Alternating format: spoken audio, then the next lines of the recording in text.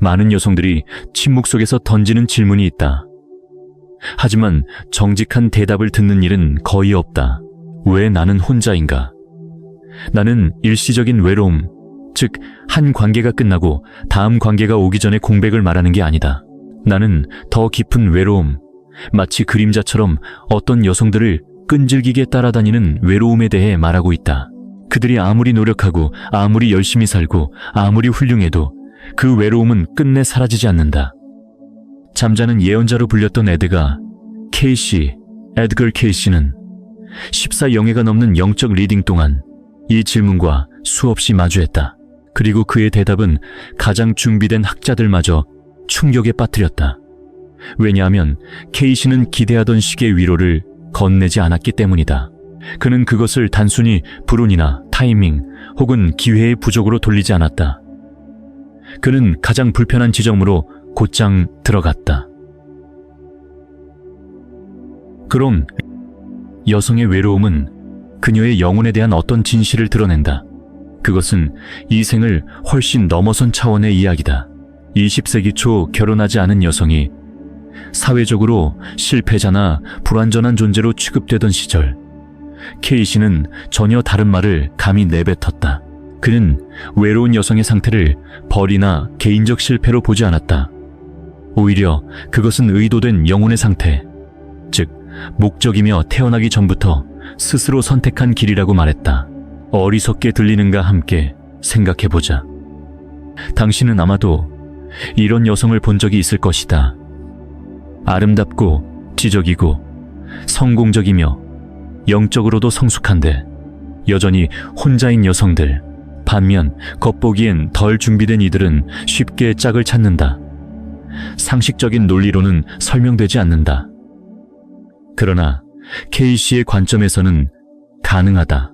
그는 어떤 여성의 영혼은 이번 생에서 고독이라는 경험을 의식적으로 선택한다고 말했다. 아주 구체적이고 깊은 이유 때문에. 그리고 바로 여기서부터 불편함이 시작된다.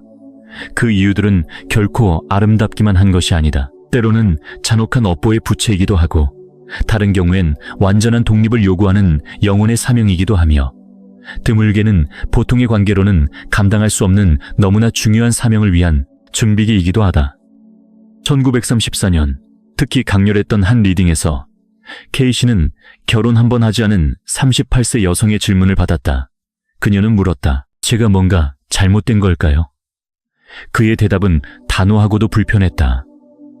잘못된 것은 아무것도 없습니다. 다만 이전 생에서 미완으로 남은 것이 있어 이번 생에서는 남성의 에너지 간섭 없이 혼자 해결해야 할 과제가 있을 뿐입니다. 당신은 오직 당신만이 치유할 수 있는 상처를 지니고 있습니다. 그 대답은 전례를 남겼다. 이후 케이시는 이와 같은 질문을 점점 더 자주 받게 되었다.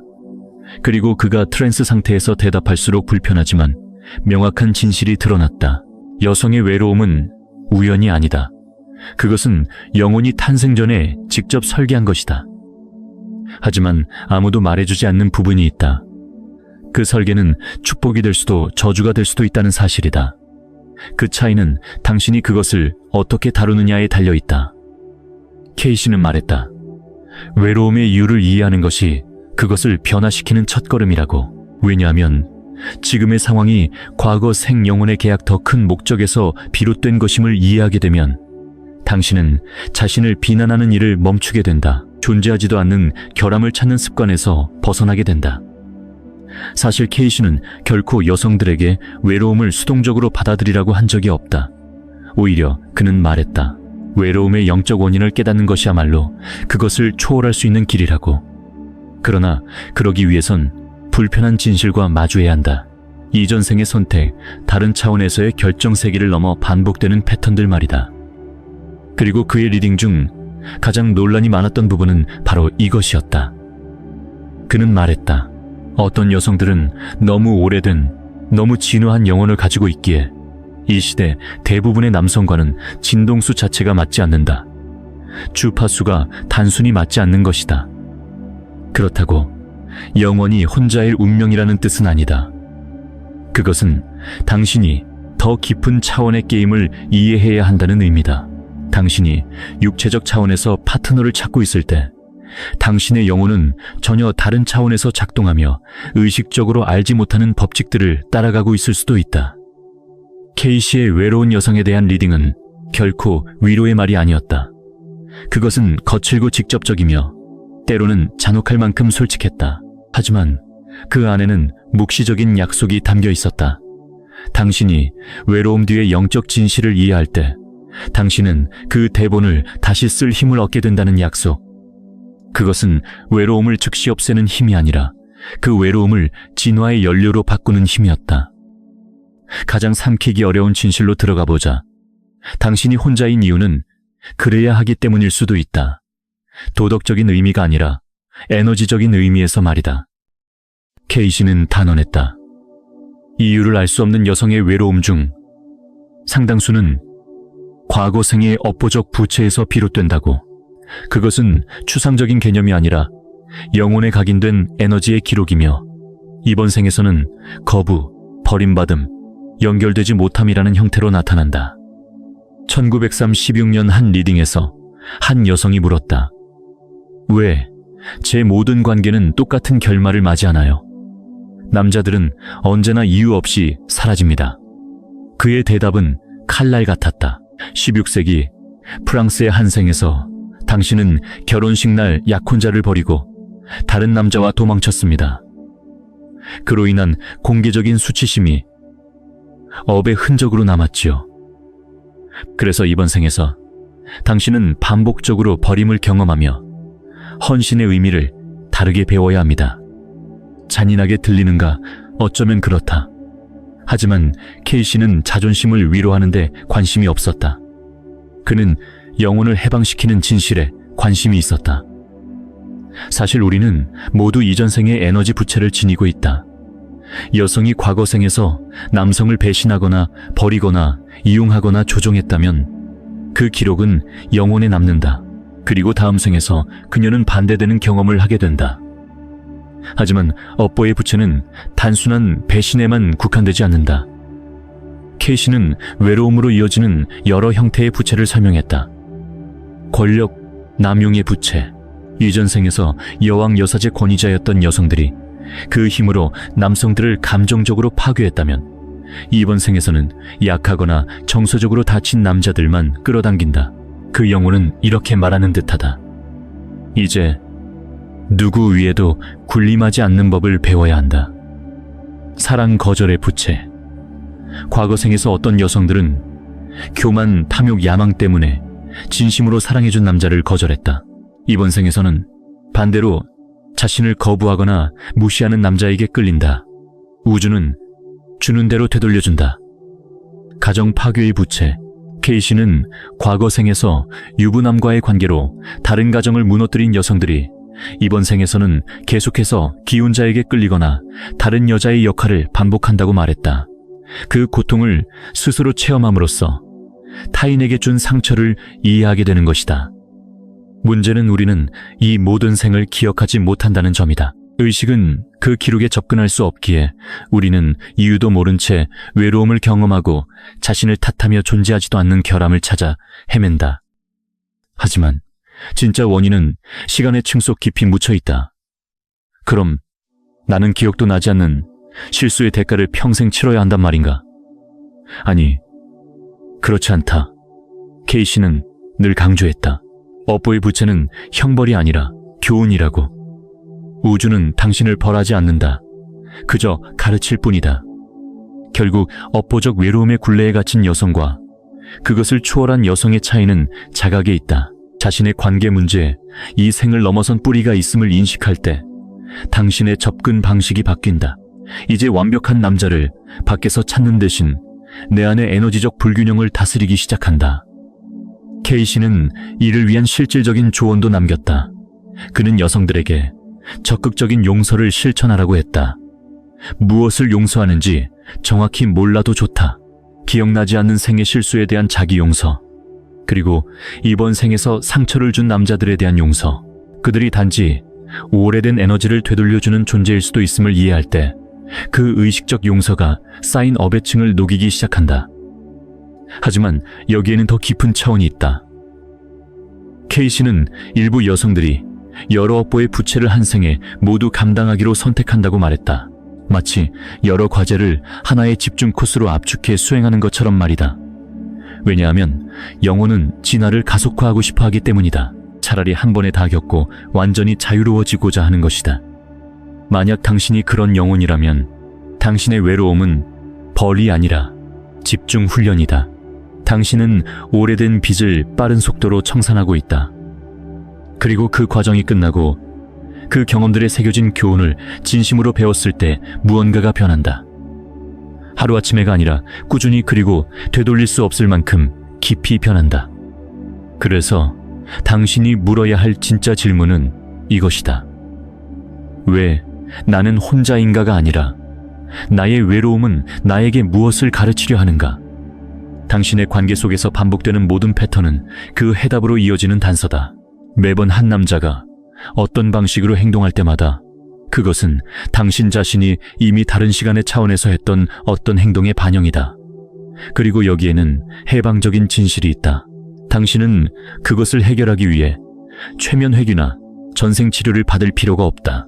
에드걸 케이시는 현재의 의식된 인식이 의도를 가지고 적용된다면 그것만으로 충분하다고 말했다.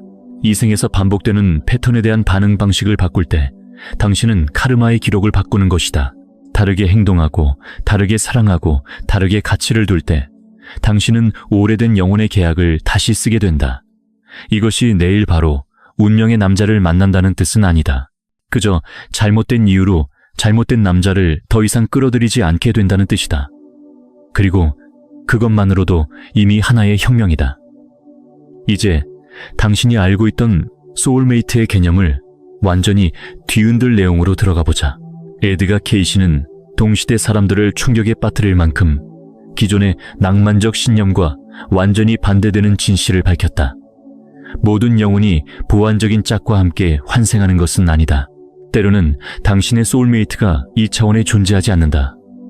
그들은 다른 차원, 다른 존재 평면, 혹은 이번 생에서는 절대 만날 수 없는 시간과 장소에 환생해 있을 수도 있다. 이 사실을 잠시 곱씹어보라.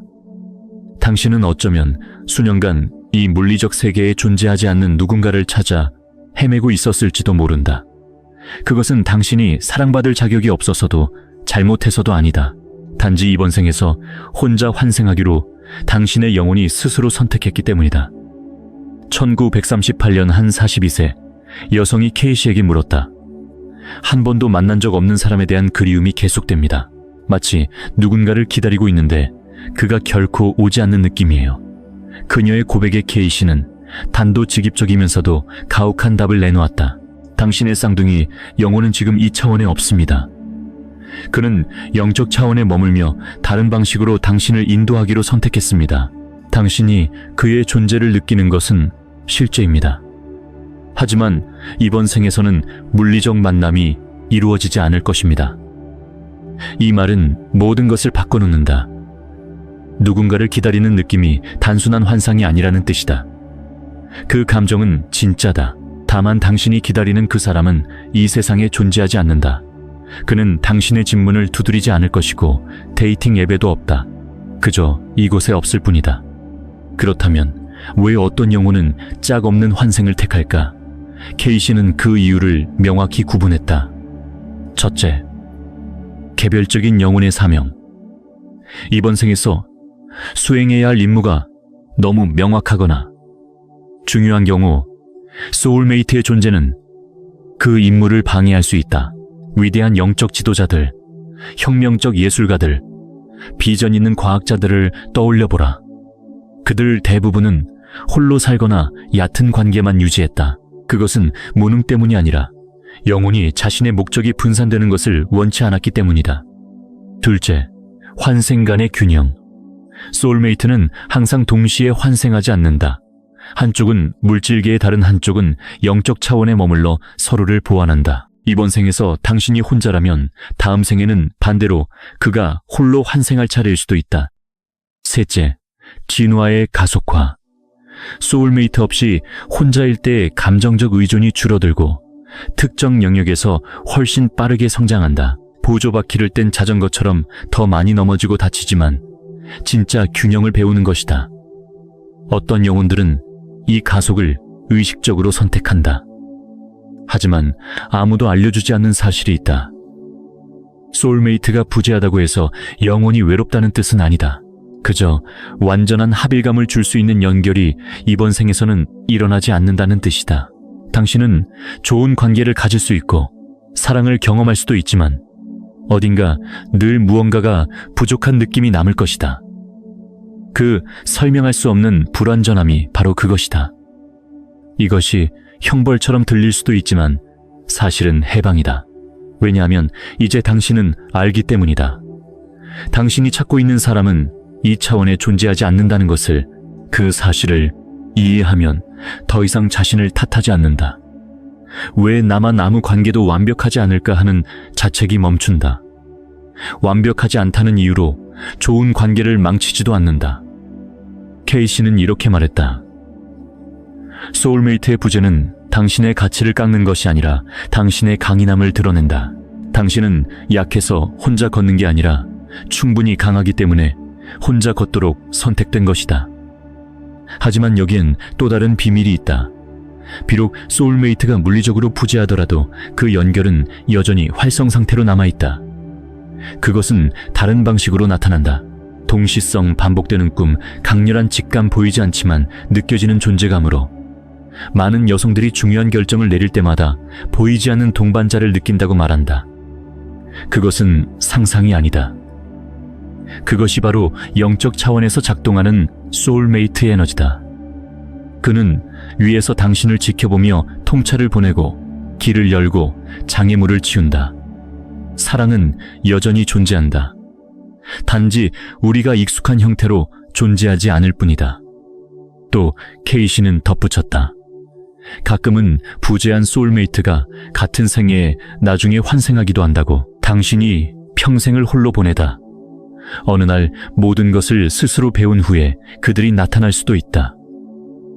젊은 연인이 아니라 중년의 동반자로서 당신이 완성된 자신이 된 후에야 만나는 것이다. 또는 그들은 다른 나라, 다른 계층, 다른 인연 속에 태어나 잠시 스치듯 만나지만 결합이 불가능한 경우도 있다. 그것은 우주의 잔혹함이 아니라 정교한 설계다. 이 모든 것의 핵심은 영적 자립이다. 당신은 누군가를 통해 완전해지는 존재가 아니다. 당신은 이미 완전하다. 소울메이트는 당신을 완성시키는 존재가 아니라 당신을 비추는 거울이다. 그 거울이 이 차원에 없다면 당신은 스스로를 비추는 법을 배우는 것이다. 외부의 반사 없이 자신을 인정하고 대상 없이 사랑하는 법을 배운다. 그것은 동시에 파괴적이고 해방적이다. 왜냐하면 그것은 당신의 평생을 지탱해온 낭만적 환상을 무너뜨리지만 동시에 왜 아무것도 충분하지 않았는가에 대한 해답을 주기 때문이다. 만약 이 말이 당신 마음속에 울림을 준다면, 만약 당신이 소울메이트가 이곳에 없다고 느낀다면 이제는 그 찾기를 멈춰라. 그렇다고 삶을 멈추거나 사람들에게 다치라는 뜻은 아니다.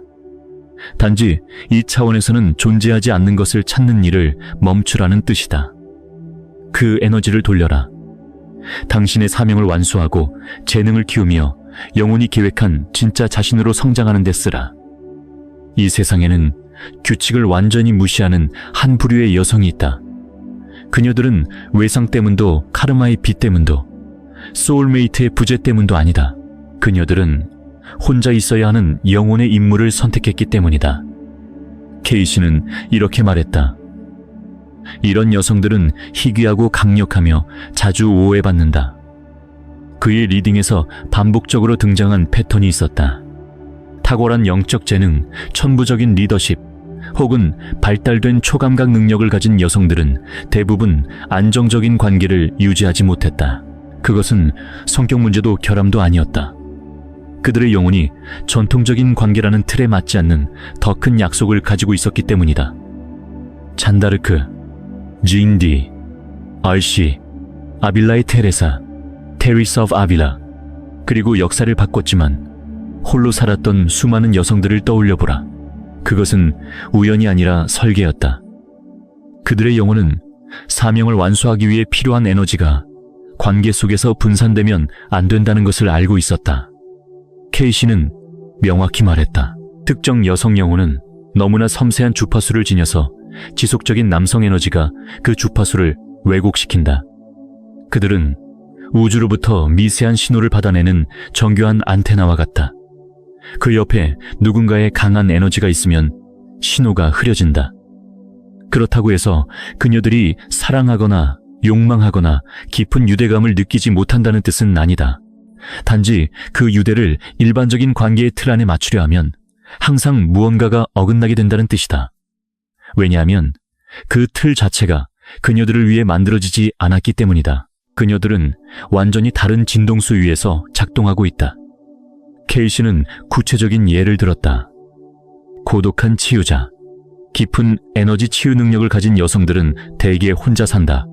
치유는 순수한 에너지 전달을 필요로 하기 때문이다. 파트너와의 지속적인 감정성적 에너지 교환은 그 흐름을 흐리게 하고 치유력을 약화시킨다. 이는 영적 양자 물리학이다. 당신은 동시에 두 에너지의 주인에게 봉사할 수 없다. 고립된 예언자, 발달된 영적 통찰력을 지닌 여성들은 명료함을 유지하기 위해 고립이 필요하다.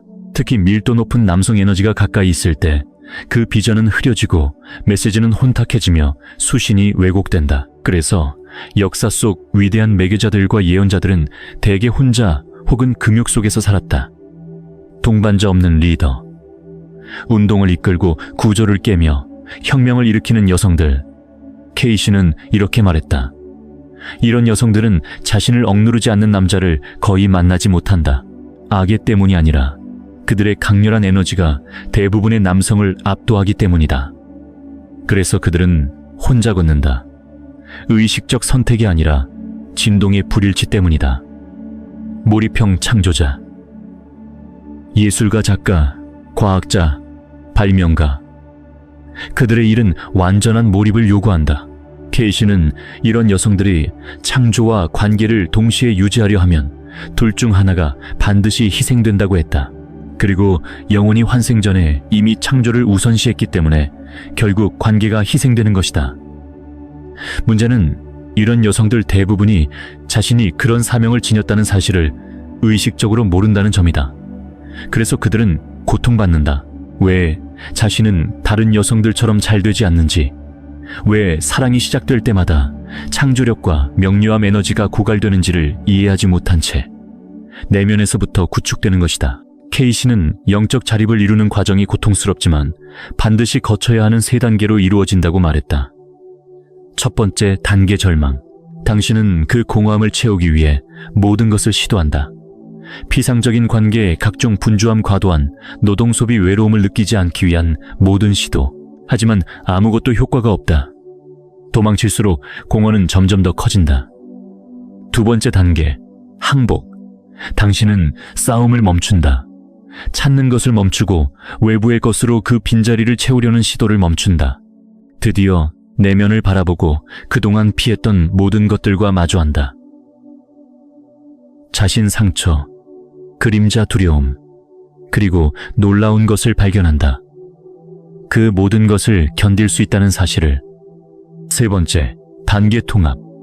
당신은 진정한 자기 자신과의 관계를 구축하기 시작한다. 그동안 타인에게서만 바라던 것을 스스로에게 준다. 관심, 보살핌, 인정, 사랑. 당신은 스스로의 안전한 피난처가 된다. 그리고 그 순간 공허는 사라진다. 누군가가 채워주었기 때문이 아니라 그 공허가 애초에 자신의 부재였다는 것을 깨달았기 때문이다. 여기서 전환점이 온다.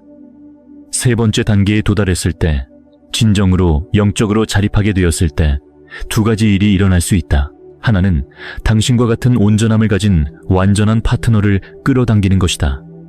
그는 당신을 완성시키려는 사람이 아니라 이미 완전한 당신에게 더해지는 사람이다. 또 다른 하나는 더 이상 누구도 필요로 하지 않게 되어 혼자 있는 것에 진정으로 편안함을 느끼는 것이다. 그리고 두 결과 모두 승리다. 진정한 영적 자립은 사랑할 능력을 빼앗는 것이 아니라 의존 없이 사랑할 수 있는 능력을 만들어준다. 집착 없이, 억압 없이 필요에 의한 것이 아닌 선택으로 사랑하게 한다. 함께 있는 이유가 외로움의 두려움이 아니라 진심으로 원하기 때문이 된다. 케이시는 한 여인의 이야기를 전했다. 그녀는 15년 동안 혼자 지내며 자신을 치유하고 내면의 온전함을 쌓아왔다. 그리고 어느 날 진심으로 혼자서도 괜찮다고 느끼게 되었을 때 그녀는 한 남자를 만났다. 그때 처음으로 자신을 잃지 않고 사랑할 수 있었다. 왜냐하면 돌아갈 자신이 있었기 때문이다. 이것이 영적 아이러니이다. 당신이 사랑 없이는 살 수 없다는 집착을 놓는 순간 비로소 올바른 사랑이 다가온다. 왜냐하면 그때의 사랑은 절박함이 아니라 의식적인 선택이기 때문이다. 그리고 우주는 절박함이 아니라 의식적인 선택에 반응한다. 지금 혼자라면 자신에게 솔직히 물어보라. 나는 이 외로움을 나를 세우는 데 사용하고 있는가? 아니면 나를 무너뜨리는 데 사용하고 있는가? 나는 스스로 충분해지는 법을 배우고 있는가? 아니면 자기 연민에 빠져 허우적대고 있는가? 나는 점점 강해지고 있는가? 아니면 더 의존적으로 변하고 있는가? 그 대답이 지금 당신이 이 교훈의 끝에 가까운지 아직 중간에 있는지를 알려줄 것이다. 그리고 중간에 있어도 괜찮다. 단 이 안에 교훈이 있다는 사실을 부정하지는 말라. 부정하는 한 배우지 못하고 배우지 못한 것은 반복된다. 영적 자립은 목적지가 아니라 매일의 선택이다. 아무도 보지 않아도, 자신을 잘 대하는 것, 좋아요나 인정을 받지 않아도 스스로를 인정하는 것, 거울 속의 결점조차 사랑하는 것, 텅 빈 집의 침묵이 외로움처럼 울려도 나는 충분하다고 말하는 것이다. 그리고 그 지점에 도달했을 때, 진정으로 스스로의 사랑의 원천이 되었을 때 마법 같은 일이 일어난다. 당신을 고갈시키던 사람들은 사라지고 당신을 확장시켜주는 사람들만이 다가온다. 왜냐하면 에너지는 같은 에너지를 끌어당기기 때문이다. 온전함을 끌어당긴다. 만약 당신이 내면에서부터 현실을 변화시키고 싶다면 양자사고 훈련 퀀텀 띵킹 챌린지를 시작하라. 21일간의 집중 과정 속에서 당신은 진동수를 높이고 사고 패턴을 바꾸며 원하는 현실을 끌어당기는 강력한 기술을 배우게 될 것이다. 이미 수많은 사람들이 놀라운 변화를 경험했다. 다음은 당신 차례다. 그리고 이제 관계에 대해 당신이 배운 모든 것을 흔드는 진실을 이야기하겠다. 당신이 혼자인 이유는 당신의 진동 주파수가 대부분의 남성보다 너무 높기 때문일 수도 있다. 에드가 케이시는 이를 분명히 말했다. 영적으로 평균 인류 수준을 넘어선 여성은 낮은 진동수의 남성들을 의식적으로 거부하는 것이 아니라 양자 물리학적 불일치로 인해 자동적으로 멀어지게 만든다. 그는 보이지 않는 진동의 위계가 존재한다고 설명했다. 비슷한 주파수의 사람들은 서로 자연스럽게 끌린다. 그러나 진동의 격차가 크면 자기장 반발이 일어난다. 이것이 영적 물리학의 기본 법칙이다. 진동수가 맞지 않는 사람끼리의 관계는 억지로 유지할 수는 있어도 결코 오래가지 못한다. 즉, 항상 어딘가 어긋나고 긴장감이 흐르고 맞지 않는 느낌이 따라온다. 그리고 아무도 알려주지 않은 진실이 있다. 당신이 영적으로 성장할수록 진동이 맞는 사람의 수는 줄어든다. 이건 벌이 아니다. 진정한 영적 진화가 드물기 때문이다. 대부분의 사람들은 질문하지 않고 깊이를 추구하지 않고 자동적인 패턴 속에 산다. 그러나 당신이 의식의 길을 선택하면 당신은 자동적으로 대중과의 주파수에서 분리된다. 한 여인이 물었다. 왜 영적으로 발전한 여성일수록 문제 많은 남자를 끌어당기는가? 케이시의 대답은 충격적이었다. 동등한 진동수의 남성은 극히 드물기 때문이다. 그래서 두 가지 선택이 남는다. 혼자 남든가 혹은 불일치를 알면서도 지금 가능한 사람과 관계를 맺든가. 대부분은 두 번째를 택하고 고통받는다. 이것은 잔혹한 딜레마다. 기준을 낮춰 만족할 수 없는 관계를 택할 것인가? 기준을 유지한 채 영원히 혼자일 가능성을 받아들일 것인가? 쉬운 답은 없다. 하지만 K씨는 이렇게 말했다. 고진동 여성은 타협하러 온 존재가 아니다. 그들은 기준을 끌어올리기 위해 온 존재들이다. 때로는 그것이 개인적 연결을 희생해야 함을 의미하기도 한다. 이 여정의 끝에 이르렀을 때 기억하라. 당신의 외로움은 벌이 아니다. 실패의 증거도 아니다. 당신 안에 결함이 있다는 뜻도 아니다. 당신의 외로움은 전략적 준비다. 당신의 영혼이 이미 알고 있던 어떤 위대한 것을 위한 준비. 그것이 오기 전에 당신은 홀로 강해져야 했던 것이다. 1944년 K씨는 이 주제에 대한 마지막 리딩 중 이렇게 말했다. 오랜 외로움에 고통받는 여성들은 버려진 이들이 아니다. 그들은 선택된 자들이다. 어둠의 시대에 빛을 들고 서기 위해 선택된 자들, 대부분이 감당하지 못하는 진동을 유지하기 위해 선택된 자들, 그리고 온전함이 타인에게 달린 것이 아님을 보여주기 위해 선택자들이다.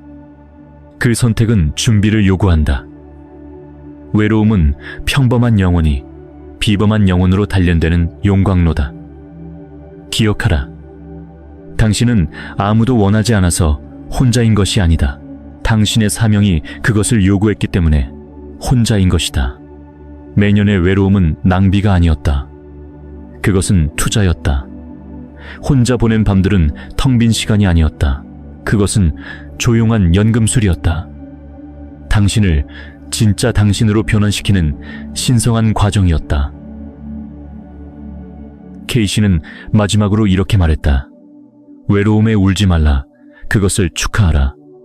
당신은 아직 상상할 수 없는 일을 위해 준비되고 있다. 그러나 당신의 영혼은 이미 알고 있었다. 그때가 오면 모든 것이 이해될 것이다. 그날까지 과정을 신뢰하라. 이 여정을 존중하라. 그리고 결코 잊지 말라.